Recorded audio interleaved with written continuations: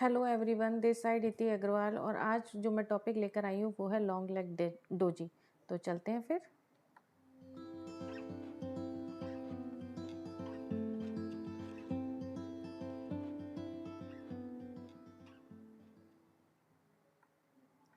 तो बेसिकली हम types of डोजीज cover कर रहे थे, जिसमें हमने स्टैंडर्ड डोजी ऑलरेडी कवर कर रखी है। इसका वीडियो का लिंक मैं डिस्क्रिप्शन बॉक्स में पोस्ट कर दूंगी, आप चाहें तो चेक कर लीजिएगा। आज का जो वीडियो है वो है long legged doji. Long leg doji basically होता क्या है, इसे समझने की कोशिश करते हैं।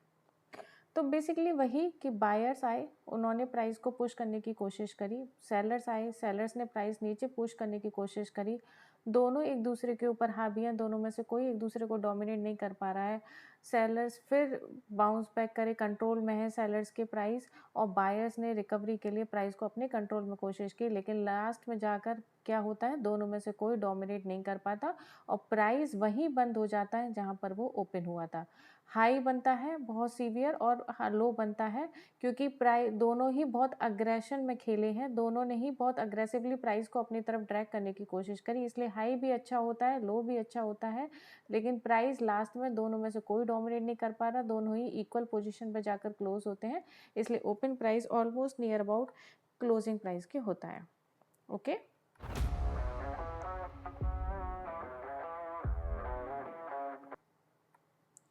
ठीक है, तो लॉन्ग लेग डोजी में जैसे कि हमने समझा, open price is equal to close होता है। लॉन्ग अपर शेडो बनती है क्योंकि बायर्स बहुत अग्रेसिवली पार्टिसिपेट करते हैं। लॉन्ग लोअर शेडो बनती है क्योंकि सेलर्स भी बहुत अग्रेसिवली पार्टिसिपेट करते हैं, बट दोनों में से कोई डोमिनेट नहीं कर पाता है। ग्राफिकल फॉर्म में समझ लेते हैं। ओपन प्राइस किसी भी शेयर का 100 रुपीज़ था, हाई उसने लगाया 118 रुपीज़ का। बाय सेलर्स आए, उन्होंने प्राइस को अपनी तरफ ड्रैग करने की कोशिश करी, लो लगा 68 रुपीज़ का, और क्लोज होते होते प्राइस कहाँ क्लोज होता है, नियर अबाउट ओपन प्राइस पर। तो एक हॉरिजॉन्टल लाइन बनती है और एक लंबी वर्टिकल लाइन बनती है हाई और लो को डिनोट करने के लिए। तो इस तरह से एक लंबा प्लस सिंबल बनता है। अब हम इसे चार्ट पे समझ लेते हैं कि इसकी क्या इंपॉर्टेंस होती है। जैसे कि यहाँ पर एक लॉन्ग लेग डोजी मुझे दिख रही है, ठीक है। तो मेन तो ये होता है कि जब भी ये डोजी बनती है तो ये कोई रेंज को ब्रेक करनी चाहिए। अब ये इसने रेंज को ब्रेक किया, जो नई नेक्स्ट कैंडल बनी उसने खुद इसकी खुद की रेंज को ब्रेक किया, और उसको सपोर्ट किससे मिला, वॉल्यूम से। तो हमने देखा एक कंफर्मेशन कैंडल, दूसरा कंफर्मेशन कहाँ से आया, वॉल्यूम से। तो दो कंफर्मेशन आए और हमने देखी एक डाउनवर्ड रैली बहुत अच्छी सी। मतलब क्या था, स्टॉक साइडवेज था।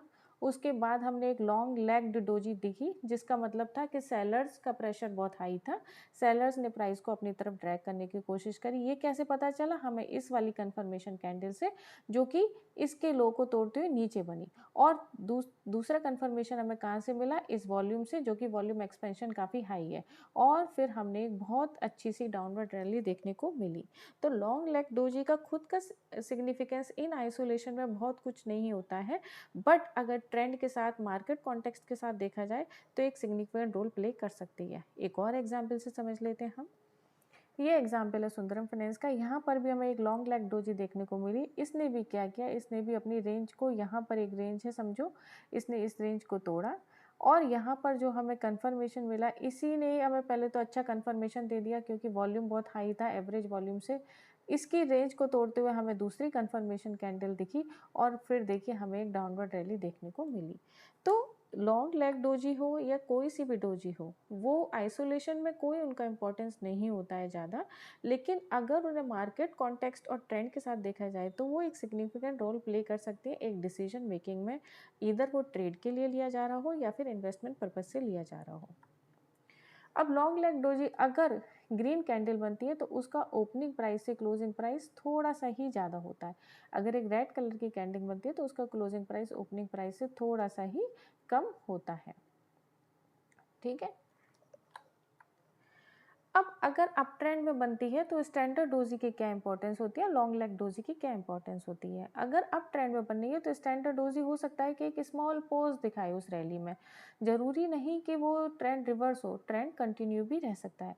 वही in case long leg doji, sorry ये गलती से लिख गया, वही इनकेस अगर लॉन्ग लेग डोजी हो तो इसका मतलब क्या है कि बायर्स ने बहुत अग्रेसिवली पार्टिसिपेट किया, सेलर्स ने भी बहुत अग्रेसिवली पार्टिसिपेट किया, प्राइस हालांकि कहीं भी नहीं गया, लेकिन सिग्नल दिखा सकता है कि बुलिश मोमेंटम वीकन हो रहा है, क्योंकि हम अप ट्रेंड की बात कर रहे हैं इसलिए बुलिश मोमेंटम वीकन हो रहा है। और अगर कोई कंफर्मेशन आता है तो इस ट्रेंड क्या हो सकता है, ट्रेंड रिवर्स हो सकता है।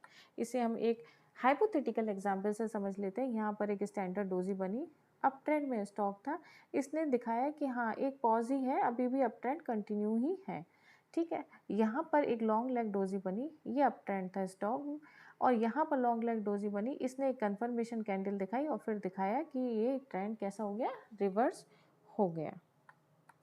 इसे हम एग्जाम्पल से समझ लेते हैं। ये एक स्टॉक है, ये देखिए ये इसका अप ट्रेंड में जा रहा है। यहाँ पर काफ़ी सारी स्टैंडर्ड कैंडल डोजी देखने को मिल रही हैं, जिन्होंने हमें एक सिग्निफिकेंट सिग्नल दिया है कि पॉज है, क्योंकि देखिए वॉल्यूम एकदम ड्राइड अप है, कोई कंफर्मेशन कैंडल नहीं बनी। यहाँ कंफर्मेशन कैंडल बनी और उसने मार्केट को क्या, अप ट्रेंड में ही रखा।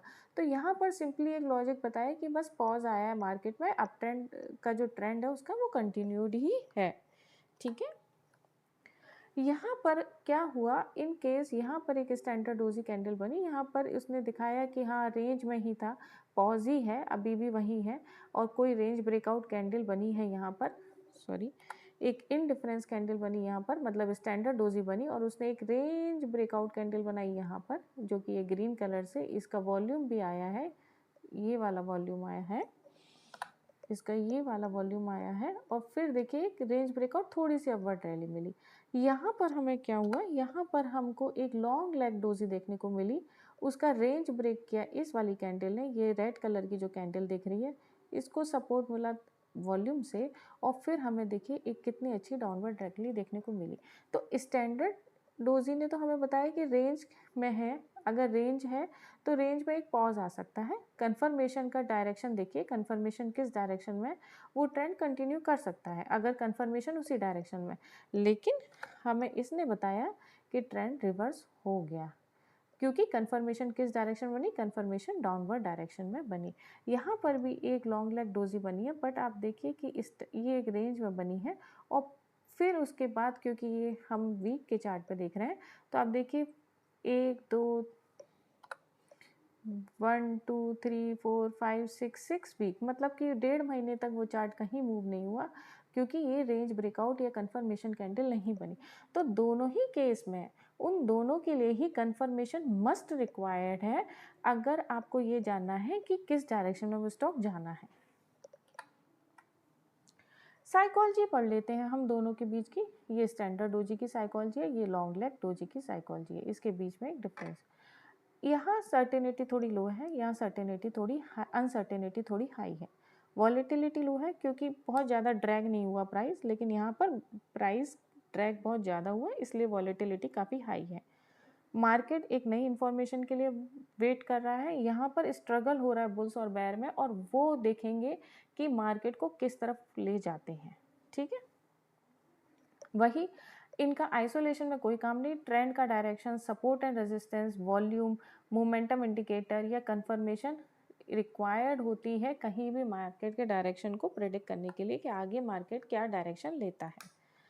की टेकअवेज क्या है आज के हमारे इस वीडियो से, क्योंकि हमने स्टैंडर्ड डोजी और लॉन्ग लेग डोजी पढ़ ली, इसलिए मैं ये कंपैरिजन रख रही हूँ जिससे कि क्लैरिटी अच्छी हो कि स्टैंडर्ड डोजी और लॉन्ग लेग डोजी में क्या डिफरेंस है। ये स्मॉल इंडिसीजन फोकस करता है, ये स्ट्रॉन्ग फोकस करता है, इसकी volatility low, volatility high. Mid buyer seller balance होते हैं क्योंकि प्राइस को बहुत ज़्यादा ड्रैग नहीं किया होता, इसलिए दोनों ही बहुत मिड मतलब मीडियम बायर्स होते हैं, मीडियम सेलर्स होते हैं, या एग्रेसिव बायर्स होते हैं, एग्रेसिव सेलर्स होते हैं, क्योंकि शेडोज़ बहुत लंबी हैं। तो इंटेंस, ठीक है, मॉडरेट की इंपॉर्टेंस होती है, यहाँ ग्रेटर इंपॉर्टेंस होती है, यहाँ भी कंफर्मेशन रिक्वायर होती है और यहाँ भी कंफर्मेशन रिक्वायर होती है। अगर मैं कंसाइज प्रोफेशनल डिफरेंस बताऊं तो वही यही है कि long leg doji also closes near its but its long upper and lower shadow reveal that both buyer and sellers were more aggressive as compared to the standard doji. Okay, thank you so much. आज का video बस यहीं तक। Thank you so much, next video में मिलेंगे, तब तक के लिए थैंक यू।